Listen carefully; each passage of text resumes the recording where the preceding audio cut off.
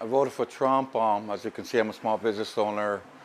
To me, I believe he did really well with our economy during COVID with what he was stuck with. You got to follow your heart, and I think that's what us Latinos did. He deserved a second chance, and we gave it to him. And I don't think it was just the Latinos. I think the African Americans, too. We need to work with DACA. They're here. All the migrants, illegals, they're here. Stop threatening them. We're going to deport you. Some Venezuelan immigrants who backed felon Trump are now furious. Furioso. His administration just revoked their temporary protected status, or TPS, putting hundreds of thousands at risk of deportation. Many of them say they were misled, believing only undocumented immigrants would be affected. Now panic is setting in. Here's the thing. You effed around and found out. I have no sympathy for anyone who voted for a felon to be president because the information was available and right in front of you. You were not misled. You chose to ignore the truth. Venezuelan community leaders feel used, and some accused MAGA lawmakers of staying silent while felon Trump negotiates with Venezuela's leader, Nicolas Maduro. One Venezuelan American called it a tragedy to send people back to a country they fled to. Yeah, it is, but too bad, so sad, bye-bye. The felon Trump administration claims the TPS program was abused, but many see this as a betrayal of promises made during the election, which it is. So what do you think? Is this just politics, or did the felon turn his back on his own supporters? I think it's the latter. Let me know, put it in the comments. But remember, do not comply, believe in truth. Alright, welcome back. Today we are diving into yet another case of MAGA voters effing around and finding out. This time it's Cuban Americans who supported Trump and are now shocked that his administration is coming for their own people. We got folks in Miami realizing maybe a little too late that the system they upheld is now turning against them. Let's watch these videos and then we come back and give our commentary. This question is for Cuban Americans and Cuban Americans only. I'm going to say it with my whole fucking chest. I'm going to say it in English because I know you understand me. Because you're a U.S. citizen who just voted for this piece of shit human trash can in the White House right now. How can you look your family members in the eye? You know, the family members that you just brought over from Cuba, that you just helped bring over here in the last 2 years with Biden's CBP-1 program. How can you look them in the eye and tell them that you love them when you voted for them just with the stroke of a pen? And a memorandum in the last 48 hours has completely invalidated their immigration status. How can you look them in the eye and tell them that you love them when their humanitarian parole may no longer be valid? When their I-94, you know, the legal visitation process that they went through to come to the U.S. to change their status after they're here for a year, that immigration process, that legal immigration process, how can you look them in the eye and tell them that you love them when you are the reason they no longer have immigration status in this country? No, because people need to get here the right way. First of all, I'm not even going to talk about how the fuck you got here, but your family members did get here the right way, did they not? Because they came in through the CBP-1 program, a Biden-era program that was put together by his administration in the last couple of years for specific countries so that they could come here the right way, so that they could come to the border and enter the United States legally.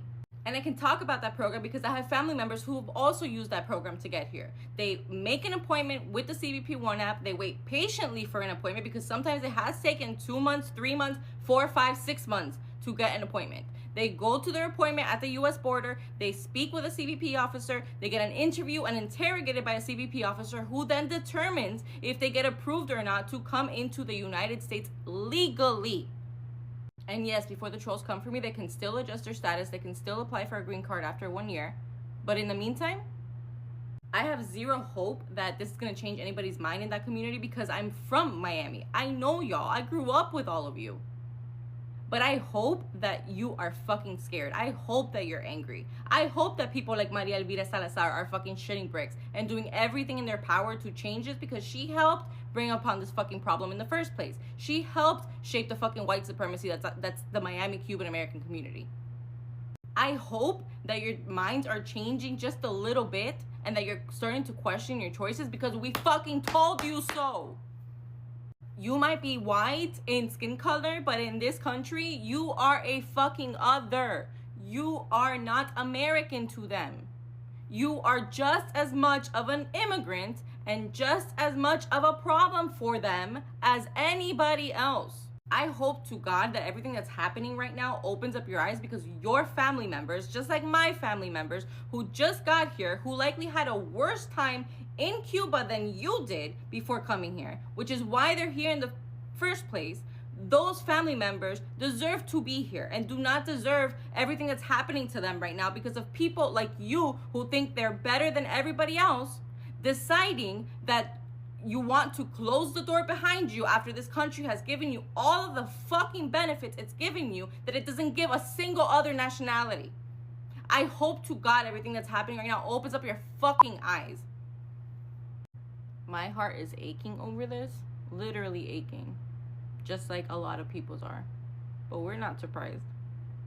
Maybe the only silver lining is that maybe, just maybe, this needed to happen. A shakeup in the community needed to happen in order for y'all to realize, finally fucking realize, that they don't give a fuck about you. Mi gente, ya es hora. Ya es hora que se espabilen. Miami-Dade is a blue county, and I know Ron DeSantis believes it's red, but the numbers don't lie. You can look at voter registration for Miami-Dade. Democrats are definitely in charge there. Now, the problem is that we have a crazy faction of Trumpista MAGA lovers called those Miami Cubans. Those Miami Cubans forgot the reason they're here in the first place is because Bill Clinton actually did the wet foot, dry foot policy. They forgot it was a Democratic president and Democratic policies that got their asses over here. But all of a sudden, Elian Gonzalez's story took a hold in the media, and all of a sudden, they were just hating Democrats. And then Obama took the wet foot, dry foot policy away. And now the Cuban population is almost being held to the same standards as other immigrants that are looking for a better way of life. Anyway, it's appalling to me that the Cuban support for Donald Trump has nearly doubled since 2016. One will hope that they will wake up out of this cult-like ideology, but they haven't been able to master that. According to the Cuba poll, which was done on South Florida Cubans, 68% of them support Donald Trump, whereas only 23% support Kamala Harris. That is absolutely bonkers. I don't know if they're ever going to wake up. But if you live in Miami and you are a blue voter, remember there's more of us than there is of them. No Cuban American will vote blue.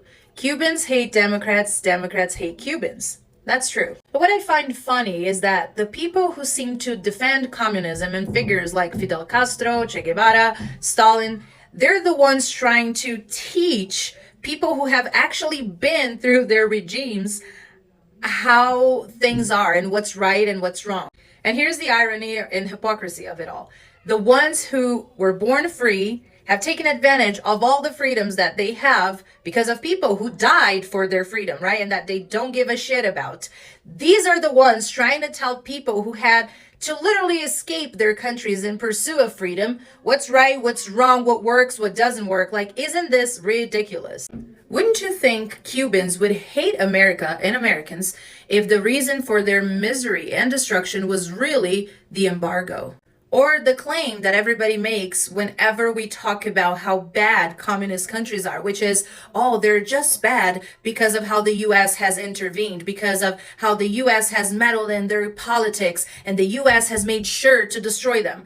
Wouldn't you think that if that was true, Cubans would not like America and Americans? But they do. They love us. Please do me a favor and ask any person, any immigrant who has fled from a communist country, what they think of America and its freedom. And you're going to have all the answers that you need. If the embargo was really the problem, Cuba wouldn't be able to provide their tourists with the best of the best. Best products, best food, best attractions. So it's funny that it is there, but it's only accessible for the tourists. Like, Cubans will never get to experience any of that. Isn't that weird? Yeah, I know. It's too many facts for just one video, but I hope that I have made you reconsider your support for communism. And if you've never supported it, congratulations. You have a... Here's a fact that's bringing me so much joy right now. So, my father's Cuban, my mom's Mexican. Her mom came to this country not necessarily legally. She voted, though, for Donald Trump. A lot of my extended family on my mom's side voted for Donald Trump. So here's the deal. If I'm getting deported, guess what? You're coming with me. It's what you wanted. We're going to drain the swamp together. We're going to give you exactly what you voted for. When the ICE officials come for me, guess who's getting ratted out? Congratulations, and I can't wait for the family reunion in Tijuana.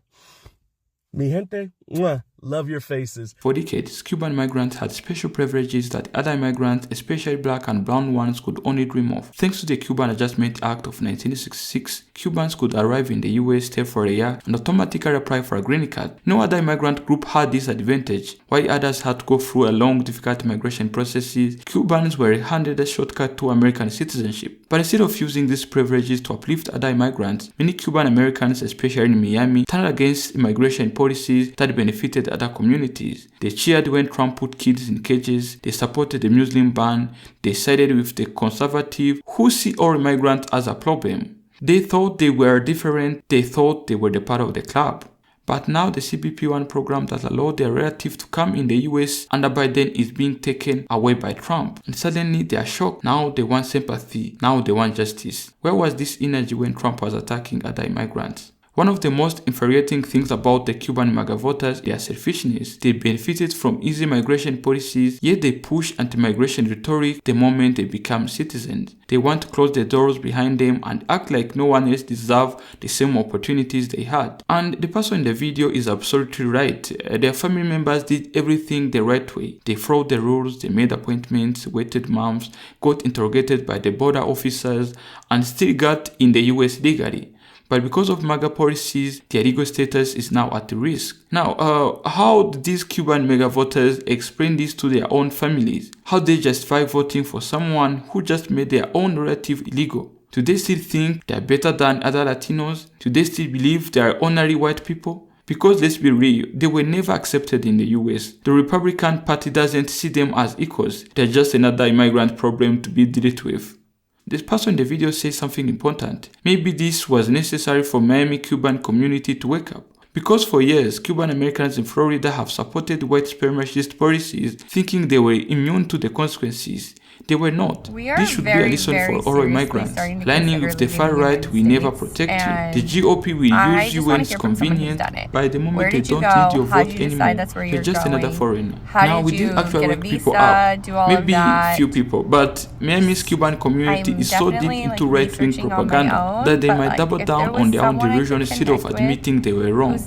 They will blame Biden, they will say it was fake news, they will twist reality to avoid facing the truth. Because facing the truth means admitting that people they were supporting don't actually care about them. But for those who do wake up, maybe, just maybe, they will start questioning their choices and realize that their loyalty to MAGA was never rewarded. It was only punished. At the end of the day, this is a classic case of FAFO. F around and find out. Cuban MAGA voters spent years supporting Trump anti-migration policies, and now they're just watching those policies destroy their own families. The irony is very painful. The truth is, immigrants are never truly accepted by the GOP, no matter how much they try to fit in, no matter how many times they vote Republicans, and now the Cuban MAGA voters had to face the consequences of their own choices. The question is, will they finally learn, or will they keep playing themselves over and over again? Let me know what you think down there in the comment section, and this is Mr. T signing off.